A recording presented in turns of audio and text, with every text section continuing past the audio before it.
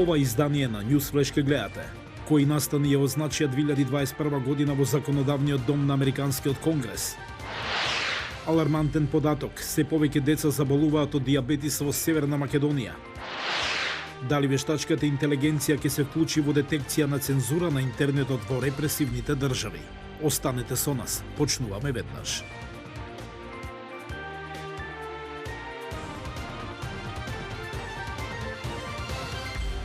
Добро вечер. Ова е Newsflash на гласот на Америка на македонски јазик и јас сум Јован Чонаумски.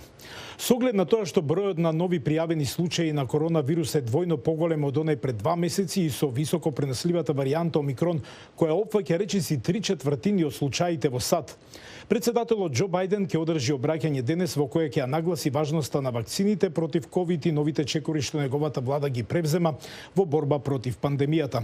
Бајден ќе објави и имплементација за нови модуларни клиники, како и нови локации за тестирање низ земјата, како и дистрибуција на 500 милиони брзи тестови за домашна употреба во јануари. А од останатите вести. Се зголемува бројот на заболени од дијабетес. Алармантен е податокот што се повеќе деца заболуваат од оваа болест пред се поради нездравиот начин на живот. Мики Трајковски од Охрид ги има деталите. Денес пензионер Иво Дуковски од Струга од својата 24 година боледува од чекерна болест. Му бил диагностициран дијабет тип 1. Користењето на инсулинска терапија веќе 34 години за него е не само секојдневија, туку и начин на живот. Вели, се тоа му го променило нормалното живење. Кај нас е строго забрането пиење, алкохол, пушење. Јас се боцкам 2 пати дневно. Додека има луѓе што се со дијабет, не само Струга, него и цела Македонија, кај што се боцкаат по повеќе пати. Ако мислиш да излезеш на подолга дестинација, било каде да отидеш, можеш да носиш со себе инсулин. А според Државниот завод за статистика во Северна Македонија во 2020 година има 7432 ново заболени од дијабет. Од нив 53,5% се жени, останатите се мажи. Од дијабетес мелитус починале 1365 лица, најмногу на возраст над 75 години. Во Охридскиот центар за дијабет дневно доаѓаат помеѓу 30 и 50 пациенти. Секојдневно бројот на ново заболени се зголемува. Се почесто на удар е помладата популација. Начинот на живот е променет, значи брза храна, несоодветна физичка активност доведува до појава на дијабет. На жалост имаме сега многу пациенти со тип 2, ма кај деца. Порано, например, имаше само тип 1 кај дечинава, заради тоа што има играње, се занимава и со физичка активност, сега и децава, значи поќе седат пред компјутер. Но дали може да се победи шекерната болест, и ако станува збор за хронично заболување, сепак постои надеж за оние со тип 2. Може со правилна со правилна исхрана и физичка активност, може пациенти што се покрупни, например, од таблетарна терапија да му ја исклучиме и да се на диета и физичка активност. А Иво, кој што е председател на регионалното здружение на дијабетичари, вели дека за разлика од порано, денес нема поголеми проблеми со достапноста на терапијата.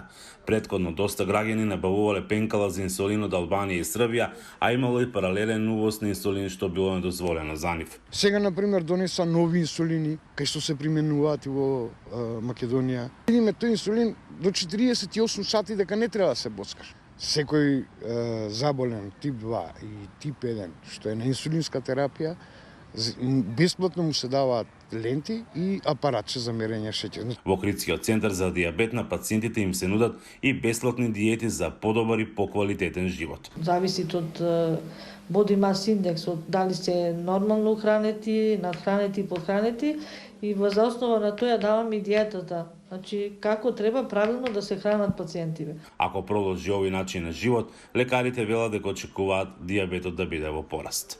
Од Охрид, за гласот на Америка, Мики Трајковски.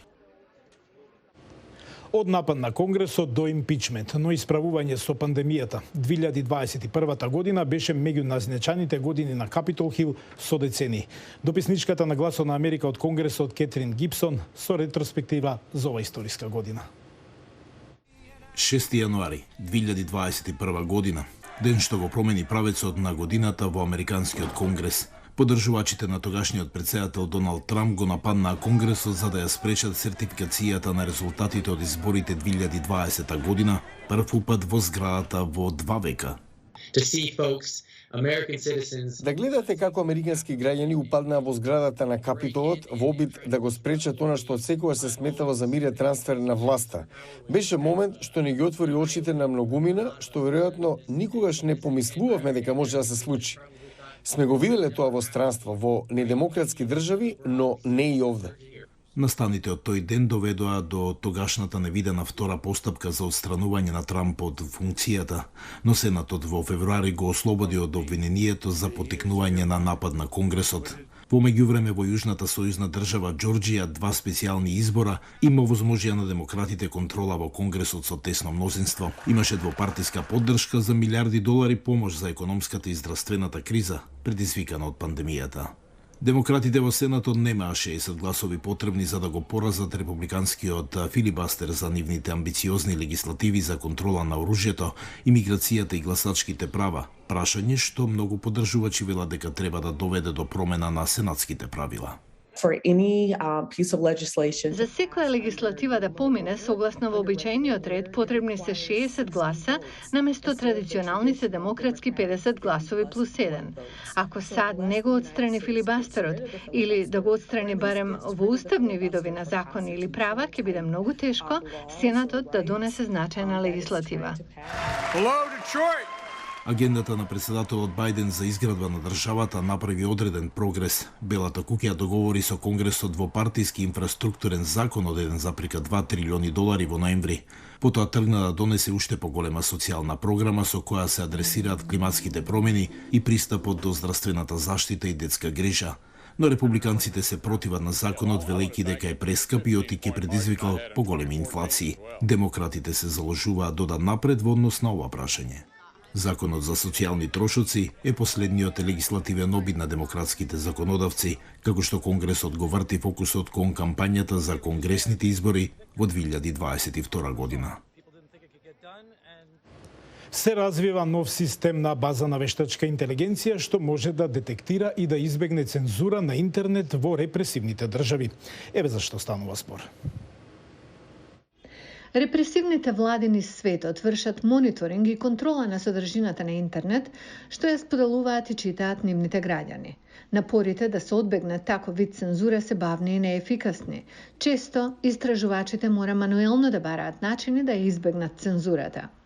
Но компјутерски научници од Универзитетот на Мериленд развија софтвер користејќи вештачка интелигенција наречен Geneva, кој регистрира како технологијата за цензура се користи и адаптира во реално време. Мислам дека Geneva ја менува играта бидејќи овозможува брза реакција на промените во цензурата. Информациите на интернет се поделени на податоци од компјутерот на испраќачот и кои повторно се составуваат од компјутерот што ги прима. Репресивните режими ги контролираат испратените информации и ги блокираат барањата што содржат или обележани зборови како плоштадот Тиананмен во Кина или забранети имиња како Википедија во многу држави. Geneva автоматски ја заобиколува ваквата цензура на 2 начина. Еден начин може да го натера цензорот да помисли дека одредена информација е добра и не треба да се цензурира, или го збунува цензорот дека комуникацијата е прекината, иако не е.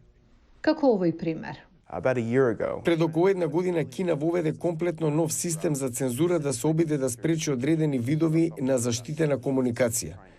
На нашиот софтвер му беше потребен 1 час да најде начин како тоа да го спречи. Уште поважно е што корисниците не мора да инсталираат Geneva, може да работи на веб пребарувач. Ова беше многу важно за нас, бидејќи значи дека луѓето ќе може да избегнат цензура без да бидат во опасност од инсталирање на софтвер за антицензура. Тоа беше се за денес. Јас сум Јован Чономовски од студиото во Вашингтон. Имајте убав ден. Пријатно.